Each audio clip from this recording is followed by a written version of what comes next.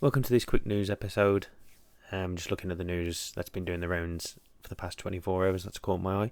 And we're going to start off with this one, which is mynintendonews.com, regarding leaked information of Injustice 3.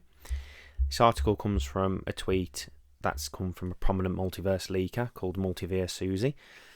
And the tweet reads, quote, "Multiverse shutting down is an injustice, then doing it all again is another injustice, leaving me without any leaks is yet again another injustice." And as you can see from the tweet, there's 3 references to the word injustice there.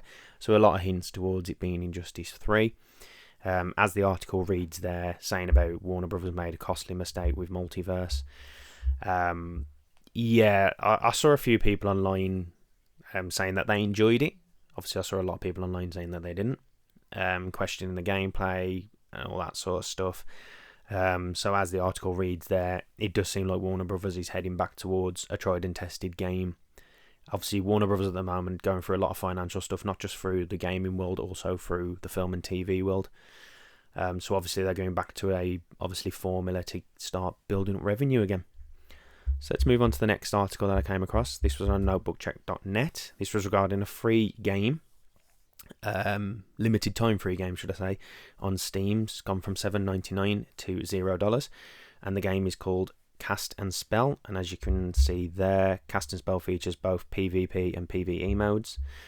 Little note that I read on here to do with the article, obviously when the article was first published and they've had to do an update on the article, was that when a reader of the article downloaded the game, they claimed that it was full of malware.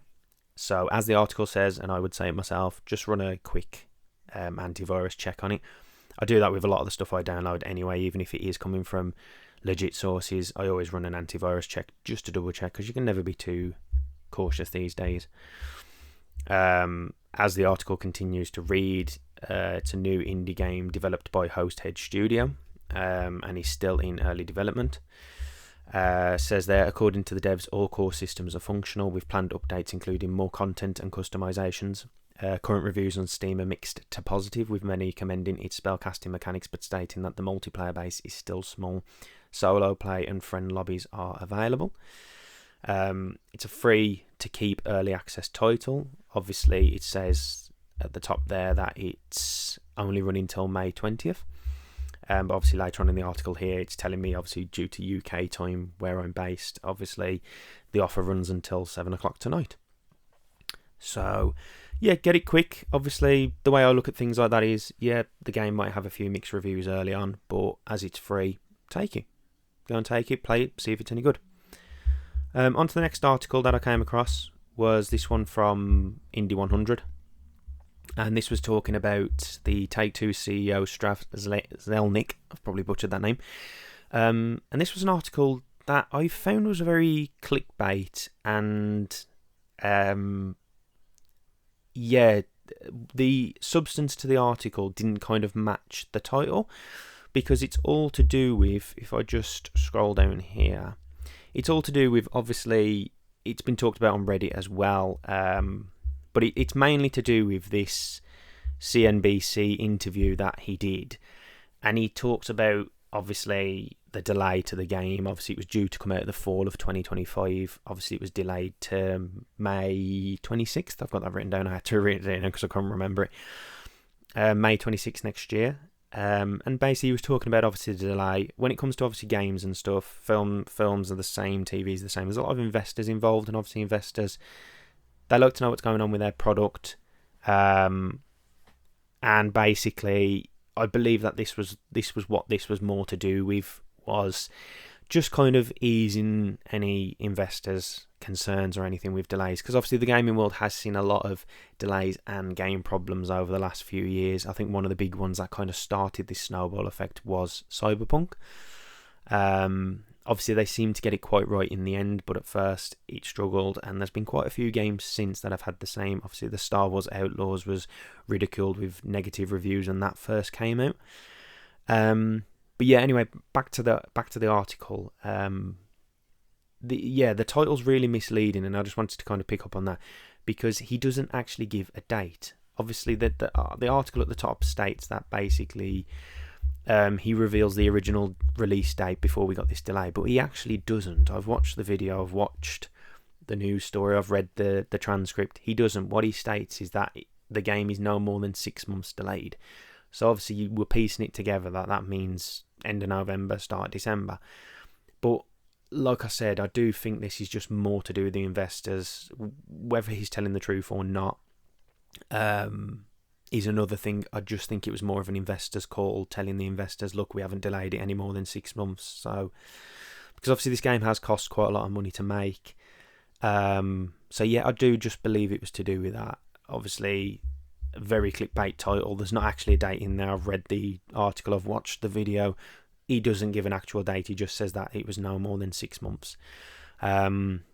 Obviously, GTA is being talked about a lot at the moment. I just wanted to pick up on this as well, about the fact that he has set the biggest video launch in history, more than 475 million views in its first 24 hours across all platforms. To be honest, my take on the delay, I'm kind of obviously disappointed at first because we waited a while, but obviously the developers have said that the reason they've done it is to make sure that the game is fully polished, and I don't think that's a bad thing. Obviously, we've got to wait 6 more months, but I don't honestly think that's a bad thing. If they had a few concerns with the game and they wanted to do a few more tweaks, go ahead and do it. Do you know what I mean? Make sure that game is perfect. We've been waiting a while. There's going to be a lot of media attention on the game. Make sure it's perfect before it comes out. On to the next article. This was on Gaming Bible, and this was talking about PlayStation Plus. Obviously, there's been I saw a lot of negativity online regarding PlayStation Plus this month. Obviously, the article alerts to that straight away. I've seen a lot of people criticising, obviously, the subscription service. But obviously, this article at first, obviously, the title of the article is about 24 hours left to enjoy 22 free games. But obviously, at first, it does talk about the new games. So, obviously, the extra tier for PlayStation Plus, as you can see there, the following titles will be dropping on the 20th of May, which is Sandland, Soul Hackers 2, Five Nights at Freddy's, Help Wanted, Full-Time Edition, Battlefield, Stalker, Legends of the Zone Trilogy, Grand Blue Fantasy vs Rising, Humankind, Story of Seasons, A Wonderful Life, and Gloomhaven Mercenaries Edition. Obviously, it states as well that the Premier tier on the other hand will only gain one extra title, and that's 2003's Battle Engine Aquila. Obviously, it talks about the gems that are in there, and then when we look further down the article, as the article states there, schoolwork, employment work obviously restricts times, but obviously you've got 24 hours to play these games here. Not a lot of time. There's a lot of games in here. Obviously, we go GTA 5, MotoGP 24. The Sims 4 Island Living, Resistance, Fall of Man, Resistance 2, Walkabout Mini Golf, Synth Riders, Ghostbusters, Rise of the Ghost Lord, Before Your Eyes, The Walking Dead Saints and Sinners, The Walking Dead Saints and Sinners Chapter 2 Retribution, Lego Marvel Superheroes, Stranded Alien Dawn, Lego Movie 2 Video Game, Ghost Runner, Payday 2 Crime Wave Edition, Bloodstained Ritual of the Night, Journey to the Savage Planet, Portal Knights, Enter to the Gungeon, and Batman Arkham Knight and Infamous Second Son. Obviously there, quite a lot of good titles there, so if you're on PlayStation and you want to play any of those games, you've got 24 hours left to play them before they remove. Obviously, when this video comes out, there's probably going to be less than 24 hours. So, just a bit of a heads up. And the last article today in this video, it's not really news. It's not really anything that's breaking. I just came across it on topgear.com. And it was just basically the developers of Forza, which is PlaygroundGames, just basically talking about their inspiration behind choosing a Forza Horizon map, what goes into developing the map, the size of the map, what to contain in the map, obviously the different countries that they've used. So yeah, it was just the developers talking about Forza Horizon. Obviously this is on the back of it making its move to PlayStation 5, which from what I'm reading has been very successful. So yeah, just picking out a few notes for you guys. They just basically talk about here, there are a few factors to consider before the team sticks a pin on a map and starts modelling either palm trees or icicles. As the quote says there, are there iconic roads that you experience in a particular country? Is there a new ecosystem or biome to the series? What is the car culture like in that country? What seasons do they have? What new unique weather do they have? And then obviously it does talk about the games here. Obviously, You've got Southern France in Horizon 2012. Then there was Colorado. Number 3 went to Australia, and then obviously it came to UK in Horizon 4, and then obviously it moved to Mexico in Horizon 5. But just basically talks about obviously the environment, going around, saying there that in 10 minutes you can transition from a beach to a sleepy surf town, skyscrapers, and all that sort of stuff. And then it just talks about basically how they decided on Horizon 5, and we eventually work it down to a short list of 5 locations, and ultimately choice 5 was Mexico.